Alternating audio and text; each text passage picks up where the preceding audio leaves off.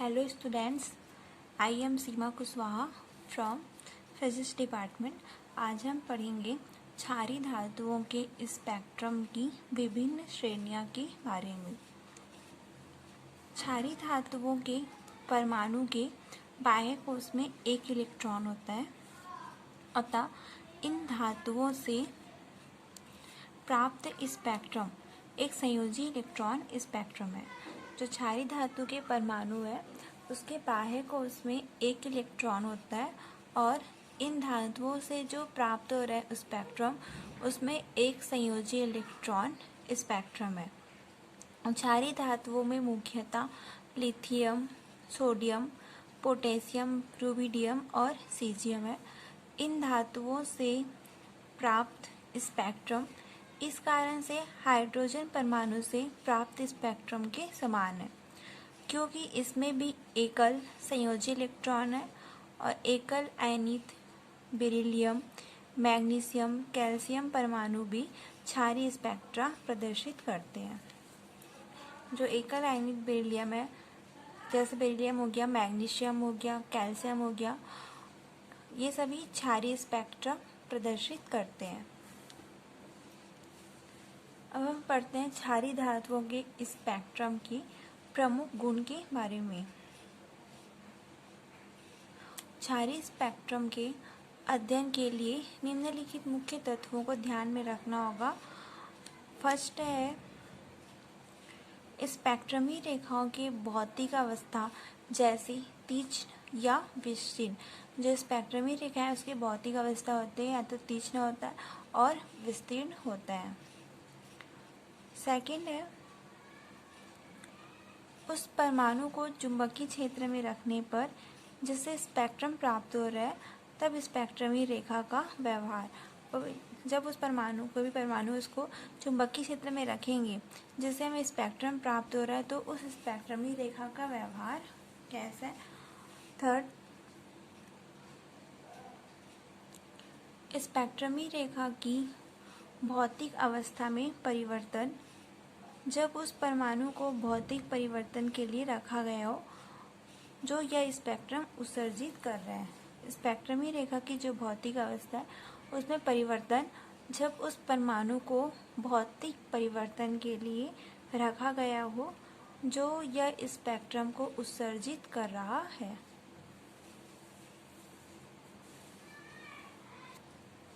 तो ये 3 प्रमुख गुण थे जिसमें उल्लेखित तथ्यों के आधार पर क्षारीय स्पेक्ट्रम को निम्नलिखित 4 श्रेणियों में विभाजित किया गया है। फर्स्ट है मुख्य श्रेणी, प्रिंसिपल सीरीज। मुख्य श्रेणी में विभिन्न पी स्तरों और निम्नतम एस स्तर में इलेक्ट्रॉनों के संक्रमण के फलस्वरूप मुख्य श्रेणी प्राप्त होती है। निम्नतम एस स्तर की ऊर्जा है वो सबसे कम संभव ऊर्जा होती है तथा यह परमाणु के सामान्य अवस्था को प्रदर्शित करता है।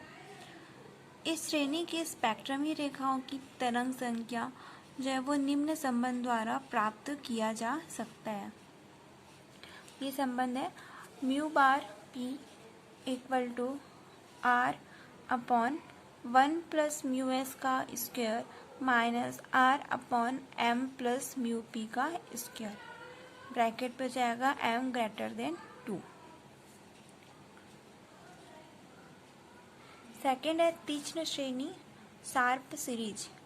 जब भिन्न एस स्तरों जिनमें निम्नतम एस स्तर भी है तथा पी स्तरों के निम्नतम स्तर में इलेक्ट्रॉन का संक्रमण होता है तब तीक्ष्ण श्रेणी उत्पन्न होती है। जब भिन्न एस स्तर जिनमें निम्नतम एस स्तर भी होगा तथा पी स्तरों के निम्नतम स्तर में इलेक्ट्रॉन का संक्रमण होता है तब तीक्ष्ण श्रेणी उत्पन्न होती है और इस श्रेणी की स्पेक्ट्रमी रेखा की जो तरंग संख्या है उसे हम निम्न संबंध से प्राप्त कर सकते हैं। तो ये संबंध है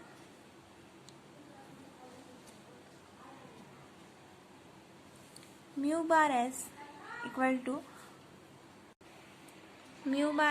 equal to R upon Z plus mu P का square minus R upon M plus mu S का square, M greater than 2। Third है विस्तीर्ण या विस्तृत श्रेणी, डिफ्यूज सीरीज। इस श्रेणी विभिन्न डी स्तर तथा निम्नतम पी स्तर के बीच इलेक्ट्रॉन के संक्रमण के फलस्वरूप प्राप्त होता है। जो विस्तीर्ण श्रेणी है वो विभिन्न डी स्तर तथा निम्नतम पी स्तर के बीच इलेक्ट्रॉन के संक्रमण के फलस्वरूप प्राप्त होता है। इस श्रेणी की स्पेक्ट्रमी रेखाओं की तरंग संख्या है वो निम्न संबंध द्वारा प्राप्त होता है। Mu bar D equal to R upon 2 plus mu P का square minus R upon M plus mu D का होल स्क्वायर, जहाँ पे हो जाएगा एम ग्रेटर देन 3। फोर्थ है हमारा मूल सीरीज, फंडामेंटल सीरीज। विभिन्न एफ स्तर तथा निम्नतम डी स्तर के बीच जब इलेक्ट्रॉन का संक्रमण होता है, जब एफ स्तर तथा निम्नतम डी स्तर के बीच इलेक्ट्रॉन का संक्रमण होता है, तब यह श्रेणी उत्पन्न होती है। इस श्रेणी की स्पेक्ट्रमी रेखाओं की तरंग संख्या वो निम्न सूत्र से प्राप्त किया जाता है। Mu bar F equal to R upon 3 plus mu D का square minus R upon M plus mu F का स्क्वायर, एम ग्रेटर देन 4। यहाँ mu S, mu P, mu D तथा म्यू एफ क्रमशः तीक्ष्ण, मुख्य, विस्तृत तथा मूल श्रेणी से संबंधित नियतांक है। यहाँ पर ध्यान रहे कि जो तीक्ष्ण और तीक्ष्ण स्तर तथा विस्तृत और तीक्ष्ण स्तरों के बीच संक्रमण मान्य नहीं है, क्योंकि संक्रमण प्रतिबंध del L equal to plus minus 1 इसे मान्य नहीं करता। उचित संक्रमण के लिए यह आवश्यक है कि द्वितीय पद आंकिक रूप से प्रथम पद से कम होना चाहिए। जो उचित संक्रमण है उसके लिए आवश्यक है कि जो द्वितीय पद है वो आंकिक रूप से प्रथम पद से कम होना चाहिए। इसी कारण मुख्य श्रेणी तथा तीक्ष्ण श्रेणी की प्रथम संख्या का मान m इक्वल टू 2 है। इसके अतिरिक्त चूँकि mu S greater than mu P greater than mu D greater than mu F, अतः प्रथम दो श्रेणियों में m का निम्नतम मान 2 होता है, अर्थात मुख्य तथा तीक्ष्ण श्रेणी के लिए m इक्वल टू 2 होगा।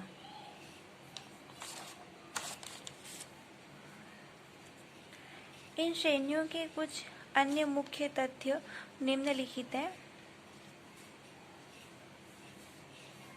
फर्स्ट है तीक्ष्ण तथा विस्तृत श्रेणियों के लिए एक उभयनिष्ठ सीमा है।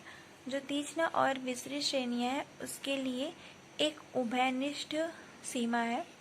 सेकंड होगा इस उभयनिष्ठ सीमा तथा मुख्य श्रेणी की सीमा के बीच तरंग संख्या अंतराल मुख्य श्रेणी के प्रथम रेखा के बराबर होता है। इस उभयनिष्ठ सीमा और जो मुख्य श्रेणी की सीमा है उसके बीच तरंग संख्या अंतराल मुख्य श्रेणी के प्रथम रेखा के बराबर होता है।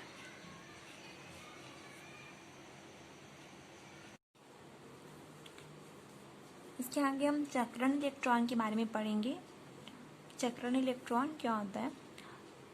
सोमरफेल्ड के संशोधन के बाद भी जो बोर का परमाणु प्रतिरूप है वो सबसे सरलतम परमाणु के स्पेक्ट्रम की एकल एच अल्फा रेखा की जटिल सूक्ष्म संरचना को पूर्ण रूप से नहीं समझा सका।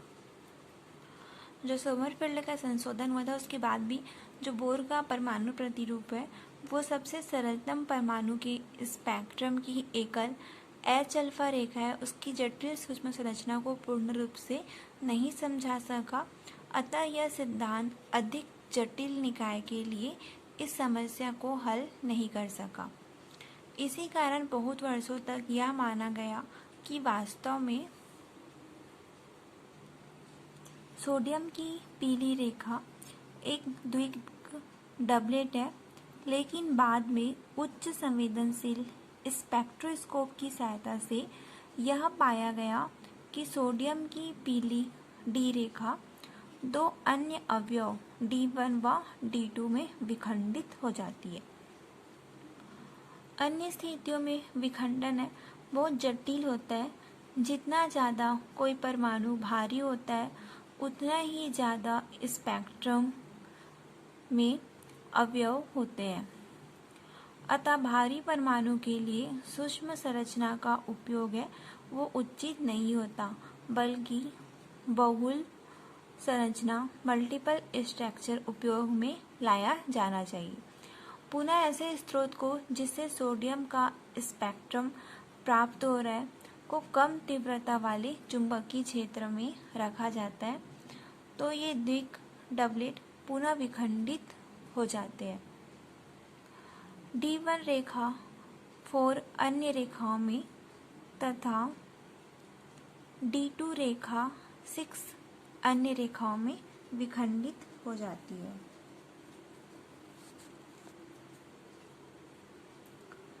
इस प्रकार की कुछ जटिल स्पेक्ट्रमी घटनाओं को समझाने के लिए चक्रण इलेक्ट्रॉन की अवधारणा की गई, जिसके अनुसार इलेक्ट्रॉन न केवल अपनी कक्षा में नाभि के चारों ओर चक्कर लगाता है, बल्कि अपने अक्ष पर भी घूर्णन गति करता रहता है।